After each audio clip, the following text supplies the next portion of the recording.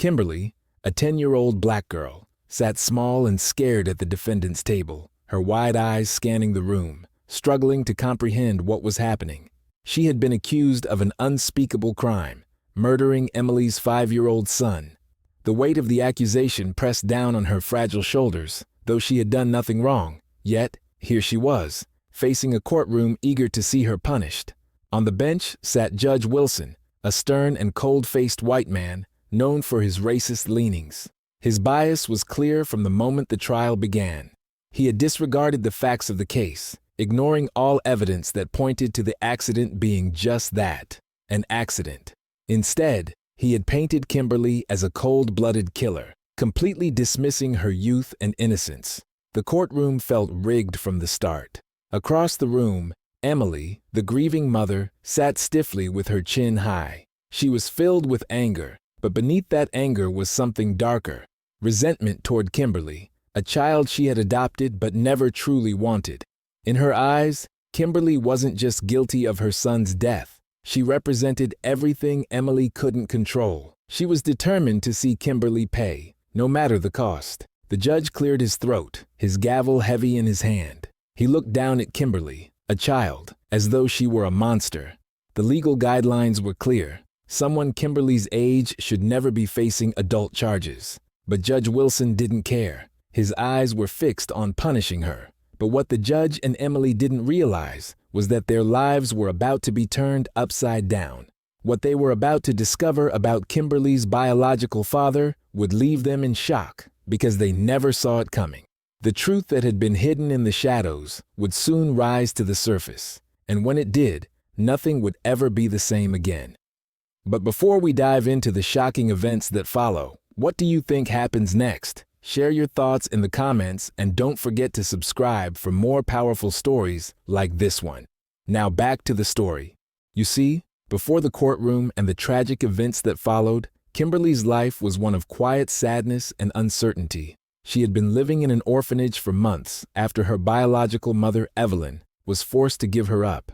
Evelyn had struggled financially, unable to care for Kimberly after falling on hard times. Leaving her child behind was the hardest decision she had ever made, but she believed that Kimberly would find a better life, with a family who could give her what she couldn't. At the orphanage, Kimberly often kept to herself, her small world now confined to the faded walls of the children's home. She missed her mother terribly and didn't fully understand why she had been left behind. Each day, she watched as other children were adopted, leaving her behind as hope slowly faded. Then, one day, Emily walked into the orphanage. She was a white woman from a well-off family, looking to adopt a child. Emily's husband, a kind man with a deep sense of fairness, believed that adopting a child would bring new joy and meaning to their lives. He believed in equality, thinking it didn't matter what race the child was. To him, all children deserved love and a family. But Emily had reservations. She wasn't exactly keen on the idea of adopting a black child. It wasn't something she could openly admit, especially to her husband, but she harbored discomfort about the idea. Still, her husband gently persuaded her to look past her reservations and consider all the children. She reluctantly agreed. When Emily and her husband saw Kimberly, her wide, hopeful eyes caught their attention. Emily's husband immediately saw potential in the little girl, seeing the beauty in adopting a child who had faced hardship. Reluctantly, Emily agreed, and the adoption was finalized. Kimberly had a new family, but the warmth of love was not what she would find.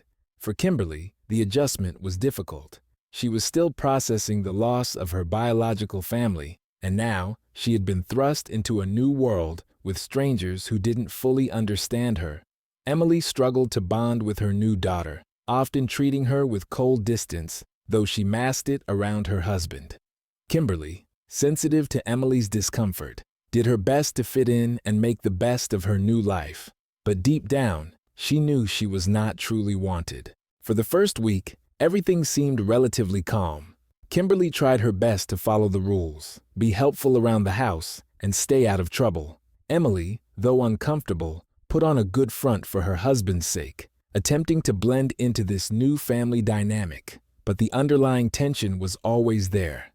Emily, though outwardly kind, couldn't fully hide her discomfort. She struggled with the idea of raising a black child, something she had never imagined for herself. Her husband, blissfully unaware of his wife's true feelings, believed everything was going smoothly. Then, one tragic day, everything changed. Kimberly was in the kitchen, playing with Emily's 5-year-old son, a bright and lively boy who adored her company. They had been playing games when the little boy, thirsty from their activities, unknowingly grabbed a flask sitting on the counter. It was supposed to have water or milk in it, but unknowingly, detergent mixed with water was what was in the flask, thinking it was empty. The boy, too young to know the difference, took a sip before Kimberly could stop him. Within moments, he began to choke and cry out in pain. Kimberly, panicked and confused, didn't know what to do. She tried to help him, but she was only a child herself, overwhelmed by the situation. By the time Emily returned home, her son was gravely ill, his body weakened by the toxic liquid he had consumed. Despite all attempts to save him, the boy died soon after, and Emily's world collapsed. In her grief and shock, Emily immediately turned to Kimberly, her simmering resentment boiling over. She couldn't see the situation for what it truly was, a tragic accident. Instead, she blamed Kimberly, accusing her of intentionally harming her son. The grief blinded her, and in her heart, she believed Kimberly had taken her son away from her on purpose. This was the beginning of the nightmare that would unfold for Kimberly, a child who had done nothing wrong but was about to face the wrath of a grieving, biased mother and a broken system. In the days following her son's tragic death, Emily was consumed by grief. Her heart ached with the weight of loss, and the sorrow she felt twisted into something far more dangerous: anger. And in that anger, long-buried biases began to surface. Her resentment toward Kimberly, a child she had never fully accepted, turned into hatred. She couldn't shake the belief that Kimberly, because of her race, must have acted maliciously. The more she thought about it, the more convinced she became that this was no accident. In her grief-stricken mind, she began to weave a narrative that painted Kimberly as a dangerous child, someone who had taken her son away from her out of jealousy or spite. The truth, that it was an accident caused by her own mistake, became harder to face. Her husband tried to reason with her. "Emily, it was a terrible accident," he said, his voice calm but firm. "Kimberly didn't mean for this to happen. She's just a child." But Emily couldn't hear him. Every time she looked at Kimberly, all she saw was the death of her son. She fixated on the fact that Kimberly was different from them, that she wasn't truly part of the family. Her resentment had grown into something toxic, and now there was no stopping it. "She did this," Emily insisted, her voice shaking with fury. "She killed him. I know she did." Her husband tried again to calm her, but it was no use. The grief had blinded her to reason. Emily was determined to see Kimberly punished, convinced that this little girl had stolen her son's life out of some deep-seated malice. And so, despite the warnings of those around her, Emily decided to press forward, determined to make sure Kimberly paid for what she believed was an intentional act. Ignoring the advice of family and friends, Emily stormed into the police station, her heart filled with the need for vengeance. She demanded that the authorities take action against Kimberly, insisting that the child had deliberately poisoned her son. Though the story sounded improbable, Emily's grief and social status carried weight. The officers, influenced by Emily's emotion and standing in the community, listened sympathetically. They knew she had suffered a terrible loss, and though it was clear Kimberly was only 10 years old, Emily's passionate accusations pushed them to take her claims seriously. They overlooked the fact that Kimberly was a child and began to see her through Emily's twisted perspective: dangerous, reckless, and guilty. Ignoring the evidence that pointed to an accident, they began the process of filing charges against Kimberly for murder. The legal guidelines that protect children from being prosecuted as adults were brushed aside. Emily's grief had become a powerful force, and the police were swayed by her status and her heart-wrenching story. Kimberly, still just a scared child, didn't understand what was happening. She knew something terrible had occurred, but she couldn't grasp the gravity of the accusations being thrown her way. Her world had already been torn apart by the death of her friend, and now she was being taken away, blamed for something she hadn't done. As the police placed her in custody, Kimberly's fear grew. The system that was supposed to protect her had turned against her. She was too young to understand why the world had become so cruel, and her heart ached with confusion and terror. She was alone, powerless, and completely at the mercy of a system that had decided her guilt before she even had the chance to defend herself. When Kimberly's case was brought to court, it fell into the hands of Judge Charles Wilson, a white man with a long history of disproportionately harsh sentences for black defendants. His reputation in the legal community was well known. Fairness had little place in his courtroom, especially when it came to cases involving people of color. To him, black defendants, no matter their age or the circumstances, were inherently more dangerous. From the very first hearing, it was clear where Judge Wilson stood. His icy demeanor toward Kimberly, a terrified 10-year-old girl, was palpable. He viewed her not as a child, but as a criminal, a threat that needed to be dealt with swiftly and harshly. His biases were on full display as he listened to the case, already convinced that Kimberly was guilty before the trial even began. Despite the overwhelming evidence that the death of Emily's son was an accident, Judge Wilson made the decision to allow the case to move forward with murder charges.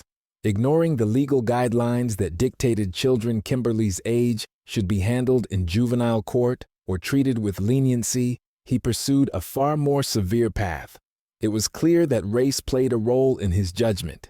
If Kimberly had been a white child, the case likely wouldn't have even reached his courtroom. But for Judge Wilson, Kimberly represented something far more sinister in his mind, a reflection of his deeply ingrained prejudices, and he was determined to make an example out of her. With the murder charges in place, Kimberly's chances of escaping the unjust system were shrinking. She was no longer a child in the eyes of the court. She was a scapegoat, facing the full force of a biased and broken justice system. When Emily took the stand, the courtroom fell silent. Dressed in black, her eyes red from days of crying, she looked the part of a grieving mother consumed by loss. And in many ways, that's exactly what she was. But her grief had taken a dark turn. She had convinced herself that Kimberly had deliberately killed her son, even though she had no real evidence to support the claim. Her voice shook as she began her testimony, each word dripping with sorrow and accusation. "My son, he was everything to me," she began, her voice cracking. "And Kimberly, she was jealous of him. She wanted him gone." Emily recounted the events of that tragic day, though she had not witnessed the accident. Her story, fueled by emotion and clouded by bias, painted a vivid picture of Kimberly as a malicious child who had purposely given her son the fatal drink. Emily's words were not grounded in facts, but her tearful delivery struck a chord with the jury. "Kimberly was always distant, cold. I should have seen it coming," Emily continued, her eyes locking with the jurors. Her grief made her testimony powerful, despite its lack of concrete evidence. She cried as she spoke, and the jury listened sympathetically, their emotions swayed by her obvious pain. Kimberly's lawyer did their best to argue that the accident was just that, an accident. They pointed out the lack of any motive or malice on Kimberly's part, and stressed that at just 10 years old, Kimberly could not be held responsible in the same way an adult might be. The defense presented the few facts they had, trying to show that Kimberly had simply been playing with the boy and that she had no idea what was in the flask. But in a courtroom so heavily tilted against Kimberly, the defense's arguments fell on deaf ears. The biased judge allowed Emily's emotional testimony to carry more weight than the actual evidence. He dismissed key points made by Kimberly's lawyer, determined to push forward with the narrative of guilt. For Kimberly, the trial was a nightmare. She sat there, silent and scared, watching as the adults around her decided her fate without ever truly understanding her innocence. Her words, her truth, seemed to vanish in the face of Emily's grief and the courtroom's bias. Kimberly sat trembling in the courtroom, her small hands gripping the edges of her chair. She didn't fully understand the legal system or the gravity of what was happening, but one thing was clear. Everyone seemed to believe she had done something terrible. The weight of the accusations crushed her spirit. She tried to speak, her voice soft and uncertain. I didn't mean to. I didn't know. But her words were swallowed by the overwhelming presence of Emily's grief and the cold indifference of Judge Wilson. To them, Kimberly wasn't a child who had made a tragic mistake. They saw her as a threat, something dangerous that needed to be punished. No matter how hard she tried to explain that she had never wanted to hurt anyone, her voice was drowned out by the harsh reality of the courtroom's bias. Her heart pounded in her chest as she looked around, searching for a friendly face, someone who might believe her, but all she found were cold stares and judgment. The courtroom was a place where truth didn't seem to matter, and Kimberly felt more alone than ever. Hope was slipping away. Amid the tense proceedings, Emily's husband, who had remained quiet for most of the trial, finally stood. He couldn't stay silent any longer. His voice, calm but filled with sadness, echoed in the courtroom. This was an accident, he began, looking directly at the judge. Kimberly didn't mean for any of this to happen. He went on to explain that their son had always loved playing with Kimberly, and that she had never shown any sign of malice. He urged the court to see the situation for what it was, a tragic accident, not a premeditated crime. He pleaded with the judge and jury to see Kimberly as what she truly was, a scared child, not a criminal. But his words, filled with reason and compassion, fell on deaf ears. Judge Wilson dismissed his plea without a second thought, barely acknowledging him. Emily, too consumed by her grief and need for retribution, refused to even look at her husband. She had already decided in her heart that Kimberly was guilty, and nothing could change her mind.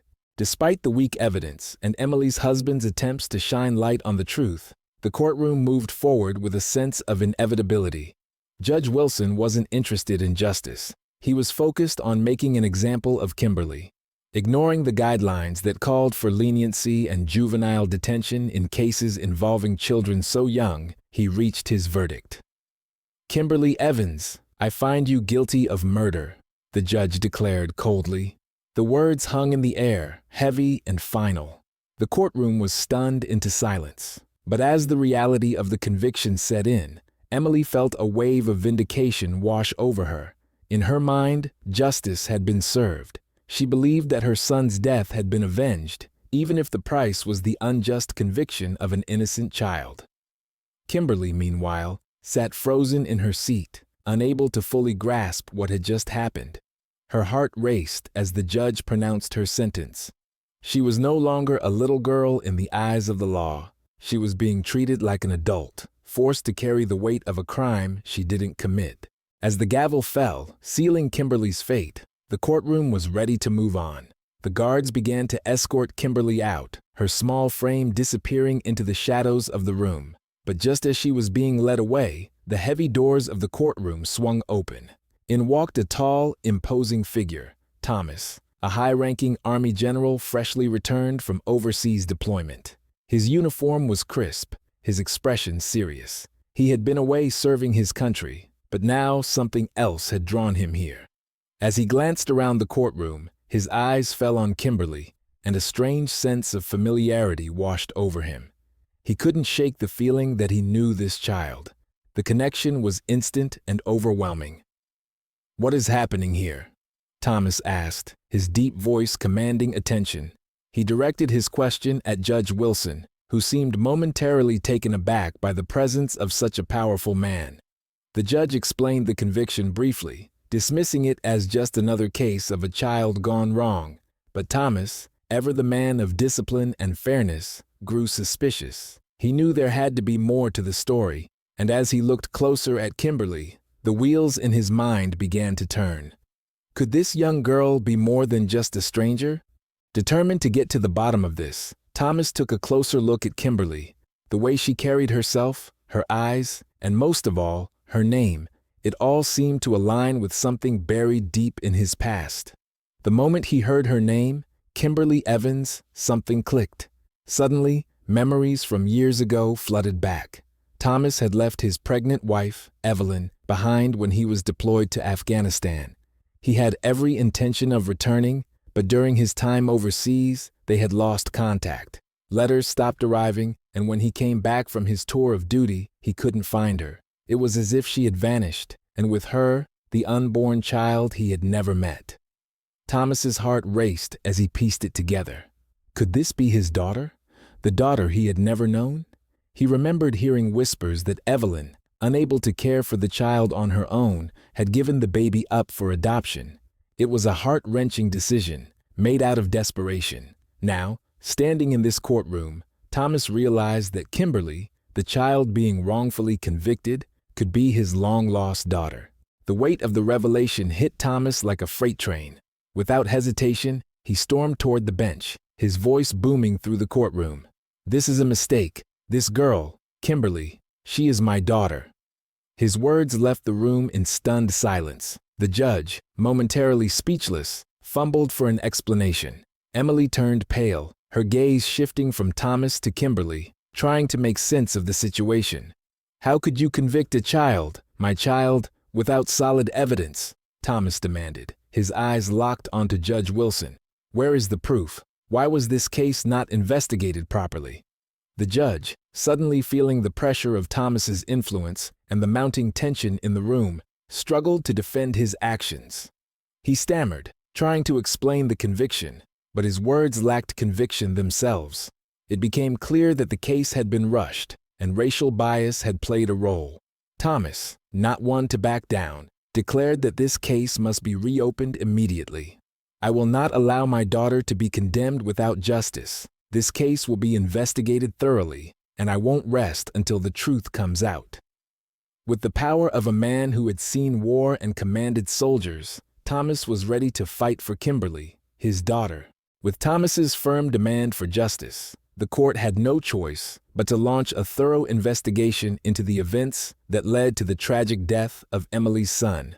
As a high-ranking Army general, Thomas used his influence to ensure that every detail would be scrutinized.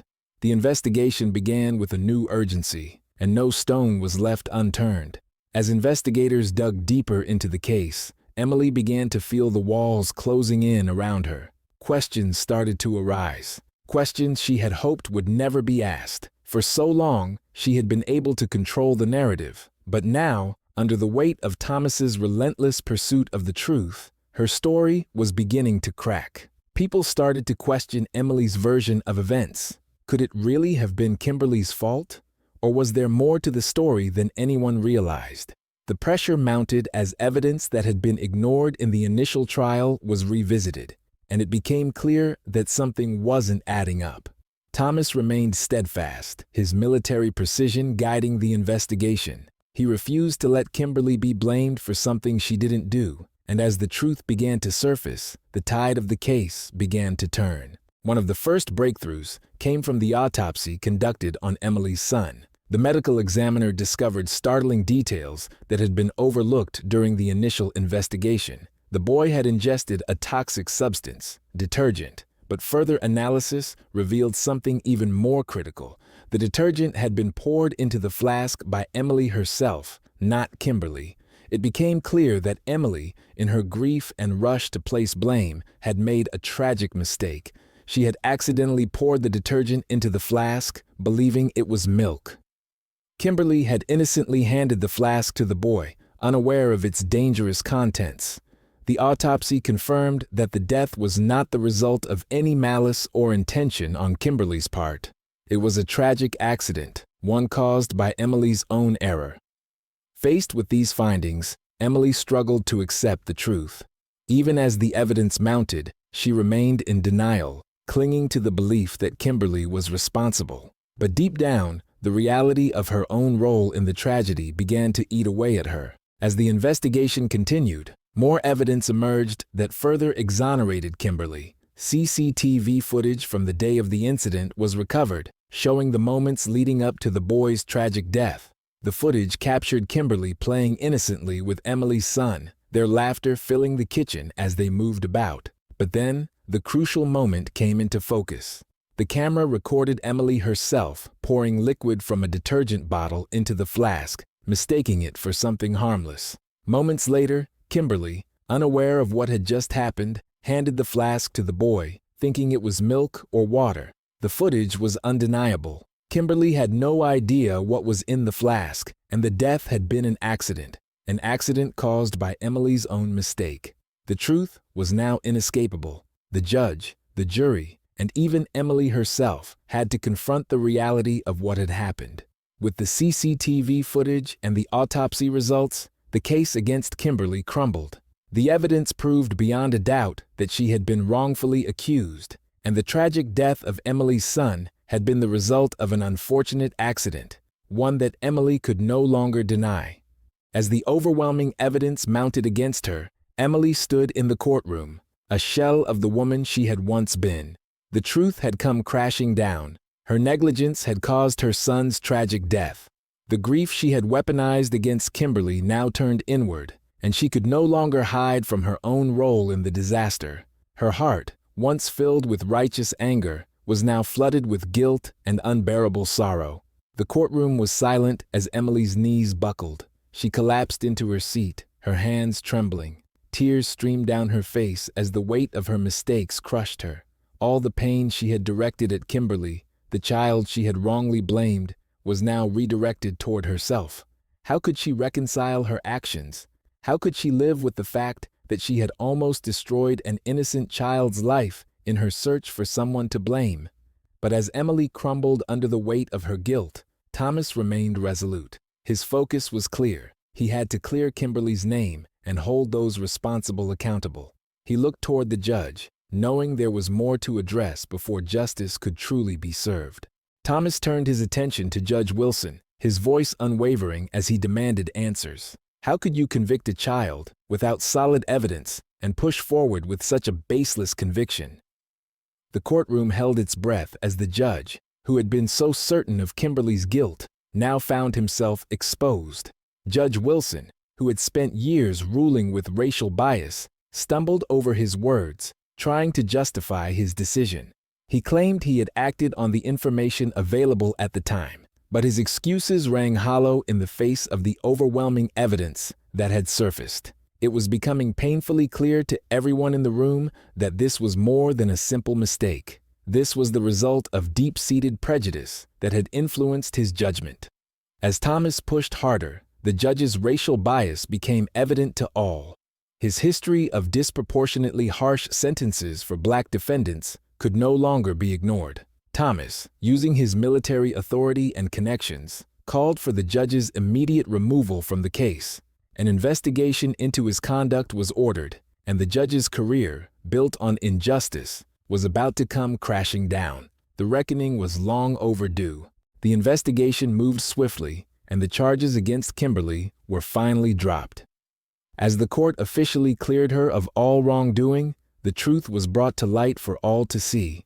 Kimberly had been wrongfully accused, and the real cause of the tragedy had been Emily's own mistake. The courtroom erupted with emotion as Kimberly's exoneration was announced. The years of fear, confusion, and injustice she had endured were finally over. The little girl who had been treated so unfairly could now begin to heal. Thomas, with tears in his eyes, moved toward Kimberly, kneeling down to embrace her. "I'm so sorry," he whispered, his voice heavy with emotion. "I'm sorry for the time we've lost, but I promise we'll never be apart again." Kimberly, overwhelmed by the moment, clung to her father. She had been through so much, but now she could finally see a future free from the shadows of this nightmare. The courtroom, once a place of cruelty and bias, now stood as a witness to justice and truth. Together, Thomas and Kimberly walked out of the courtroom, ready to start a new chapter in their lives, one filled with healing, family, and the promise of better days ahead. In the days that followed Kimberly's exoneration, the weight of Emily's guilt became unbearable. She had spent so long blaming Kimberly, consumed by grief and blinded by her own racial biases. Now, confronted with the irrefutable evidence of her own negligence, Emily had no choice but to face the truth. She was the one who had caused her son's death. The courtroom, once filled with anger and accusations, now simmered with public outrage. The world watched as the story unfolded, realizing how unjustly Kimberly had been treated. The injustice of the entire situation struck a chord with people far beyond the courtroom. Protests erupted, and the media highlighted the racial bias that had nearly destroyed an innocent child's life. Unable to bear the mounting pressure, Emily finally broke down. In front of the court and the public, she admitted what she had tried so hard to avoid. She had wrongfully blamed Kimberly, letting her racial prejudices guide her actions. Her voice, once filled with anger and self-righteousness, now trembled with shame. "It was my fault," she whispered, tears streaming down her face. I'm so sorry." But the damage was done, and her apology, though sincere, came too late. The world had already seen the consequences of her actions, and Emily was now left to face the full weight of her guilt. The court, now fully aware of Emily's role in her son's tragic death, had no choice but to hold her accountable. The judge overseeing the case, free of bias this time, handed down a sentence. Emily was to serve 1 year in prison for her negligence and for wrongfully accusing Kimberly of murder. As she was led out of the courtroom, Emily felt the crushing weight of her shame. She had not only destroyed her own life, but had nearly ruined the life of an innocent child in her desperate need to blame someone else. The guilt gnawed at her, and the realization of what she had done was unbearable. Her son was gone, and the child she had wrongly blamed would carry the scars of this injustice for the rest of her life. The shame that clung to Emily was palpable as she left the courtroom in handcuffs. There was no escaping the consequences of her actions now. Her life, once built on privilege and status, had crumbled, and she knew she had only herself to blame. With Emily facing her punishment, attention turned to Judge Wilson, whose role in the case had come under scrutiny. An investigation into his conduct revealed a disturbing pattern: years of racial bias and misconduct. His courtroom had been a place where justice was often skewed, especially when it came to black defendants. The conviction of Kimberly, despite the clear lack of evidence, had been the breaking point. The investigation concluded that Judge Wilson had failed to provide fair and impartial justice. His racial prejudice had influenced his decision-making, leading to wrongful convictions and disproportionately harsh sentences for people of color.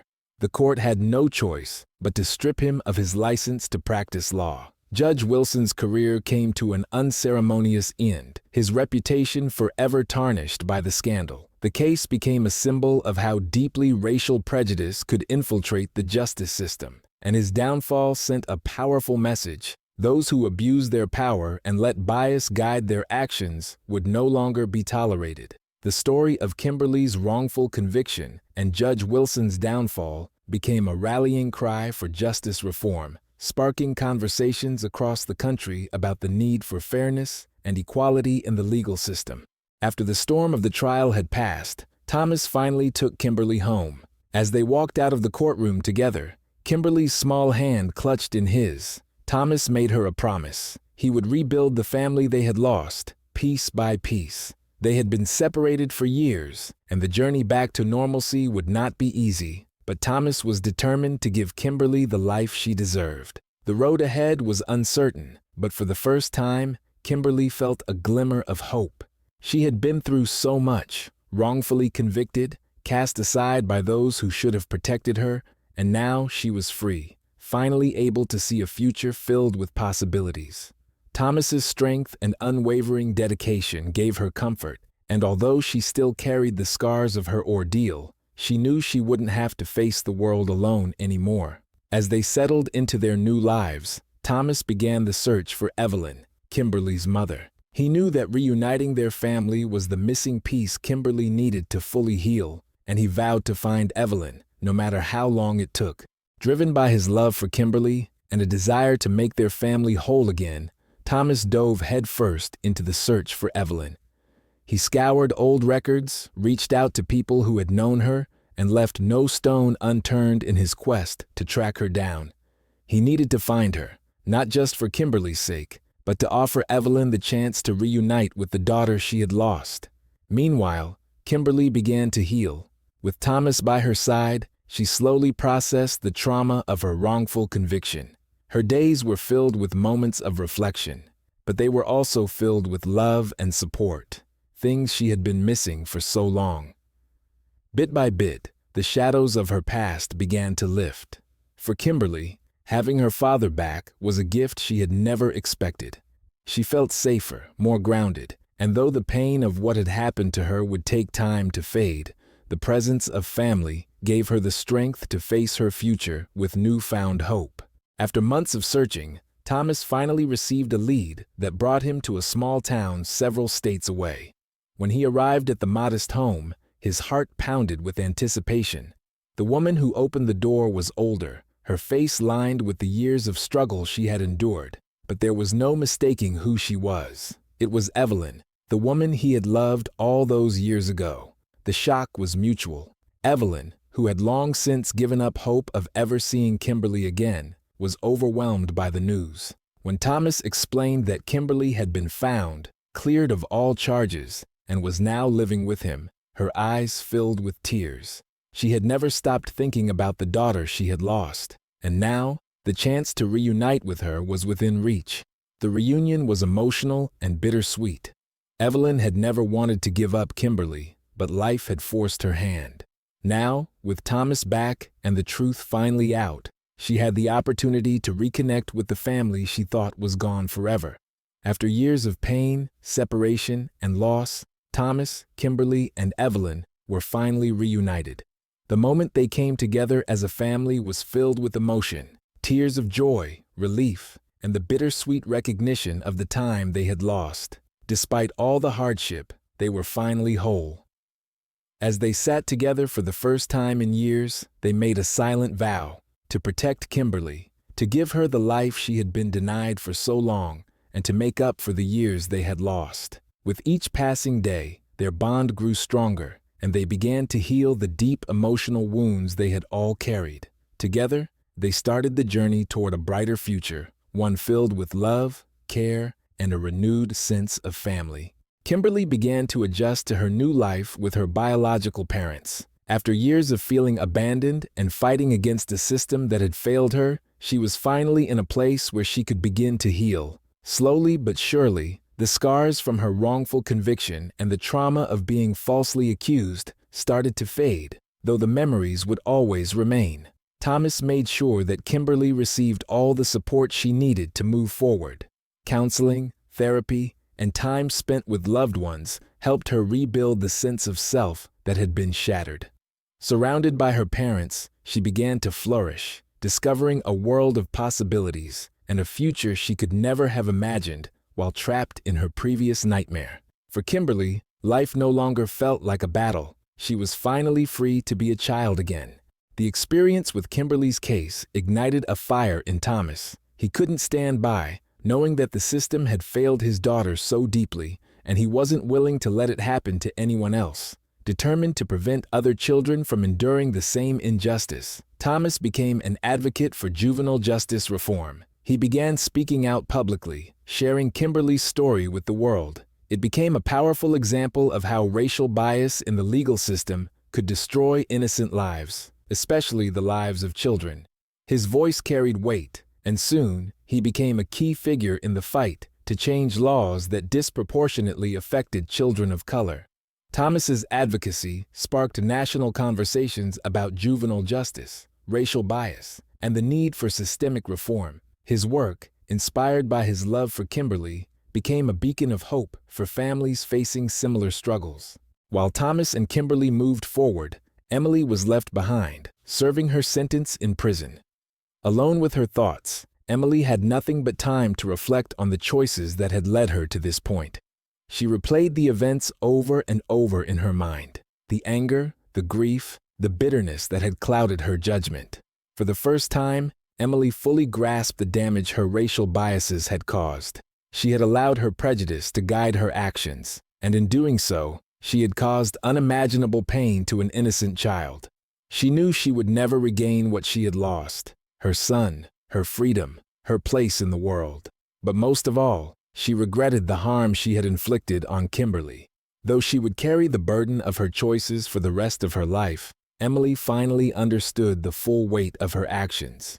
With Kimberly, Thomas, and Evelyn finally at peace, their story became a symbol of resilience, forgiveness, and the ongoing fight for justice. Thomas's advocacy continued to grow, and his efforts to reform the juvenile justice system inspired countless others to join the cause. The story of Kimberly's wrongful conviction and eventual exoneration sparked a national movement, one that called for fairness, equality, and the end of racial bias in the legal system. Kimberly, now free from the chains of her past, began to see herself not as a victim, but as a survivor, someone whose strength and courage had helped bring about real change. As the family moved forward, they carried with them a message that resonated far beyond the walls of the courtroom. Justice is worth fighting for, and no child should ever have to endure what Kimberly did. The story closed with the powerful reminder that, while the fight for justice continues, there is hope, and with hope, there is always the possibility for healing and change. I hope you enjoyed the story. Please like and subscribe to the channel for more stories like this one. Thank you.